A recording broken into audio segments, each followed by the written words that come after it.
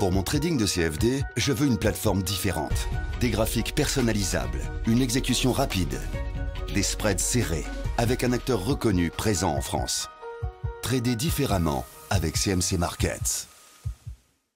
Salut, c'est Trado, content de vous retrouver pour cette mise à jour journalière et hebdomadaire du CAC. On va commencer par le coin des fondamentaux qui s'avère effectivement assez ambigu puisque sur le plan purement hexagonal, toujours des chiffres assez décevants avec une croissance plus que moribonde de 0,2% au troisième trimestre. C'est assez pathétique. Mais par contre, aux États-Unis, eh bien, les stats sont plutôt positives avec une hausse de la productivité américaine bien plus importante que prévu. Et puis en plus, sur le plan géopolitique, des signes de désamorçage de la crise ukrainienne qui a finalement été bien accueilli par les marchés, ce qui nous amène donc au graphe du CAC. Alors je vous rappelle quel était le pari du jour. J'avais dit que j'envisageais pour vendredi une remontée vers la Bollinger inférieure pour vérifier la solidité, et j'avais également ajouté un test de la moyenne mobile à 20 mois en mensuel. Alors je ne pensais pas que ça aurait été fait aussi vite, mais enfin bon voilà, c'est fait. On a bien eu le contact avec la moyenne mobile à 20 mois aujourd'hui, et comme c'est un support qui est assez important, je vous rappelle la vidéo que j'ai faite hier sur la loi des reins, du retour à la moyenne à 20 périodes, et bien finalement on a bien tenu. Regardez, on termine quand même bien plus haut que les plus bas du jour, on a rebondi clairement sur cette moyenne mobile à 20 mois, et on est venu dans la foulée sur notre lancée, tester donc la Bollinger inférieure, qu'on arrive in extremis d'ailleurs à passer en clôture. Ça va avoir son importance plus tard. Alors, ce qui est intéressant, c'est de comprendre que la bougie du jour, en terminologie de chandelier japonais, constitue une ligne Irikubi. Alors, de quoi s'agit-il? Je vais vous sortir le tuto ad hoc. Voilà. Alors, la ligne Irikubi, c'est une combinaison qui est assez peu connue, qui se manifeste par une première grande bougie rouge. Donc une bougie rouge, c'est une bougie où on termine plus bas qu'on a commencé. Et dans la foulée, il y a une contre-attaque, puisqu'on va commencer plus bas que la première bougie, mais finalement on va monter et embrasser finalement le niveau de clôture de la veille. Alors il faut savoir que selon les statisticiens, ça donne 5 à 7 chances sur 10 le coup d'après de faire un plus bas. C'est pas énorme. Donc il ne faut pas non plus y accorder trop d'importance, mais statistiquement, on devrait baisser.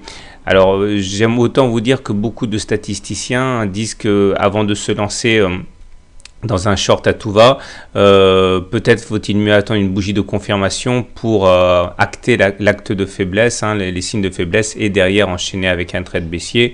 Mais bon, ça c'est déjà du domaine de l'interprétation. Donc si on revient à notre graphe du jour, on a bien une ligne Irikubi ici. Vous voyez, elle commence plus bas que la bougie précédente et elle termine à peu près sur les mêmes niveaux.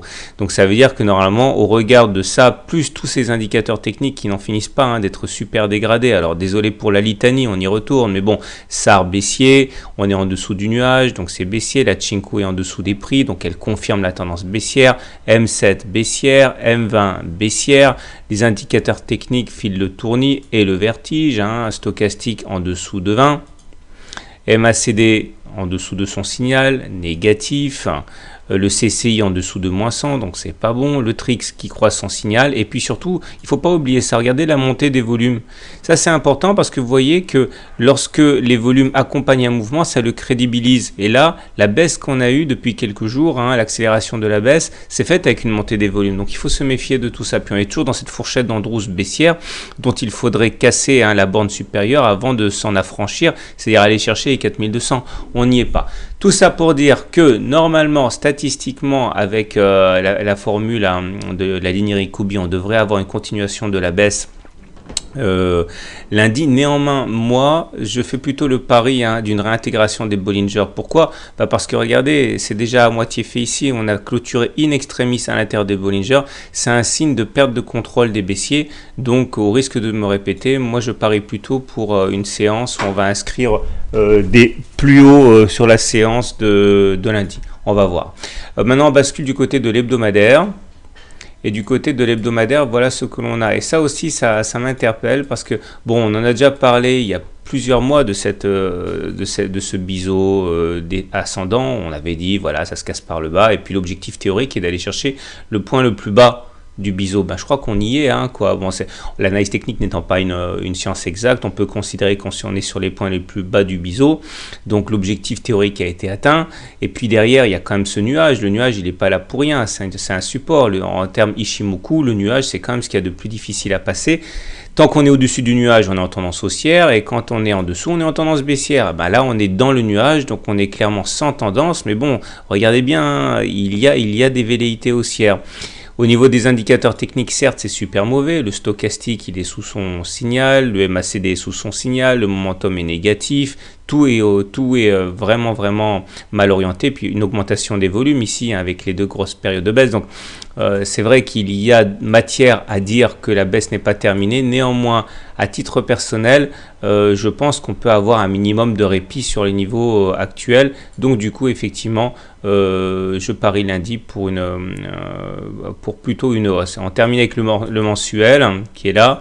Bon, on en a déjà parlé un petit peu, hein. Le problème, c'est qu'on n'a pas réussi à confirmer le passage au-dessus du canal mauve, donc on l'a réintégré. Donc ça a provoqué quand même des ventes paniques de beaucoup de spéculateurs. Du coup, ça a accentué la baisse. Et puis on est venu embrasser la moyenne mobile à 20 mois. Mais là aussi, hein, on est au-dessus du nuage, au-dessus du super trend, au-dessus de la Kijun. Donc pourquoi pas effectivement avoir encore un petit peu de baisse, mais on reste en tendance haussière. Si d'ailleurs on s'amuse à tracer des Fibos sur la dernière jambe de hausse, on voit d'ailleurs que, bon, pour l'instant, on a enfoncé les 23,6%.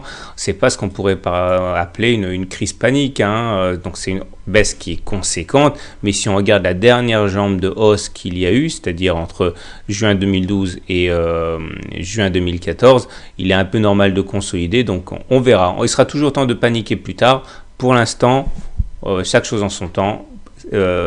Ça reste quand même une consolidation assez mesurée. Voilà, je vous souhaite un bon week-end et je vous prépare d'autres vidéos dans la foulée.